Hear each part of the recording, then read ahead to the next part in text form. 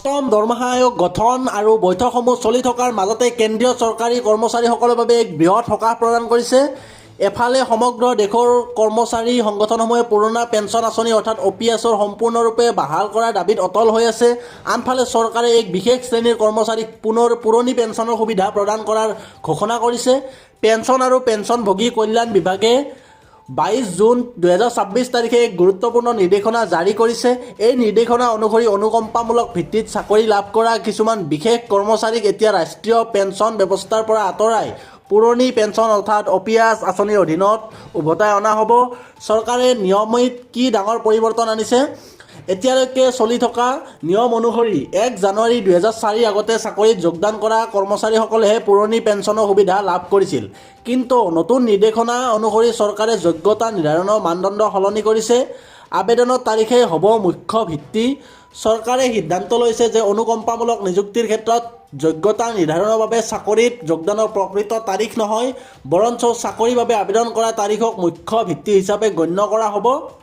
আৰু cut off তাৰিখ নিৰ্ধাৰণ কৰিছে। যদি কোনো কৰ্মচাৰীৰ পৰিয়ালৰ সদস্যই 31 ডিচেম্বৰ 2003 বা তাৰ আগতে অনুকম্পামূলক নিযুক্তিৰ বাবে আবেদন কৰিছিল আৰু সেই সময়ত যোগ্য আছিল, তেন্তে তেওঁলোকে তেতিয়া কেন্দ্ৰীয় অসামৰিক পেন্সন সেৱা নিয়মৰ অধীনত পুৰণি পেন্সনৰ সুবিধা লাভ কৰিব। প্ৰশাসনিক বিনম্বনৰ সমাধান। এই সিদ্ধান্ত সেইসকল পৰিয়ালৰ বাবে আশীৰ্বাদ স্বৰূপ যিসকলে 2004 চনত NPS প্ৰৱৰ্তনৰ আগতে আবেদন কৰিছিল, কিন্তু চৰকাৰী বিলম্ব বা প্ৰশাসনিক জটিলতাৰ বাবে তেওঁলোকে 1 জানুৱাৰী 2004 পিছতহে জইন কৰিছিল। যেতিয়া কোনো চৰকাৰী কৰ্মচাৰী কাৰ্যকালত মৃত্যু হয় বা চিকিৎসাজনিত কাৰণত অৱসৰ গ্ৰহণ কৰিবলগীয়া হয়, সেই ক্ষেত্ৰত অনুকম্পামূলক নিযুক্তি প্ৰদান কৰা হয়, যাতে পৰিয়ালটো আৰ্থিক সংকটৰ সন্মুখীন নহয়। এই নিৰ্দেশনাৰ ফলত দেশজুৰি হাজাৰ হাজাৰ কৰ্মচাৰী আৰু তেওঁলোকৰ পৰিয়াল প্ৰত্যক্ষভাৱে লাভৱান হ'ব, যিসকলে বহু বছৰ ধৰি নিজৰ পেন্সনৰ স্থিতি সন্দৰ্ভত আদালত আৰু বিভাগসমূহ ঘূৰি ফুৰিবলগীয়া হৈছিল। প্ৰশাসনিক ত্ৰুটিৰ বাবে তেওঁলোকে NPSত অন্তৰ্ভুক্ত হৈছিল, কিন্তু এতিয়া তেওঁলোকে OPSৰ বাবে যোগ্য বিবেচিত হৈছে। কৰ্মচাৰী সংগঠনৰ আদৰণি। আন এক ডাঙৰ দাবীও উত্থাপন হৈছে। অল ইণ্ডিয়া NPS এমপ্লয়ী ফেডাৰেশ্যনৰ ৰাষ্ট্ৰীয় সভাপতি মনজিত সিং পাটেলে চৰকাৰৰ সিদ্ধান্তক আদৰণি জনাইছে। তেওঁ সামাজিক মাধ্যমত লিখিছে যে 31 ডিচেম্বৰ 2003 বা তাৰ আগতে আবেদন কৰা অনুকম্পামূলক কৰ্মচাৰীসকলক পুৰণি পেন্সন ব্যৱস্থালৈ স্থানান্তৰ কৰাটো এক দীৰ্ঘদিনীয়া আৰু গুৰুত্বপূৰ্ণ দাবীৰ পূৰণ।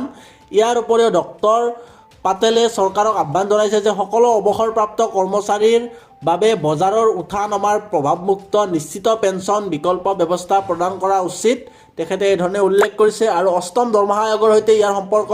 এই নিৰ্দেশনা এনে এক সময়ত জাৰি কৰা হৈছে যি সময়ত অষ্টম দৰমহা আয়োগৰ দুদিনীয়া বৈঠক 23 জুন 2026 তাৰিখে লক্ষ্ণৌত সমাপ্ত হৈছে। এই বৈঠকত ৰেলৱে, প্ৰতিৰক্ষা, স্বাস্থ্য, ৰাজহ আৰু যোগাযোগ বিভাগকে ধৰি বিভিন্ন বৃহৎ বিভাগৰ কৰ্মচাৰী সংগঠনসমূহে নিজৰ দাবীসমূহ আয়োগৰ সন্মুখত উপস্থাপন কৰিছে। বৰ্তমান পেন্সনৰ সুবিধা অষ্টম দৰমহা আয়োগৰ সন্মুখত অন্যতম গুৰুত্বপূৰ্ণ বিষয় হৈ পৰিছে।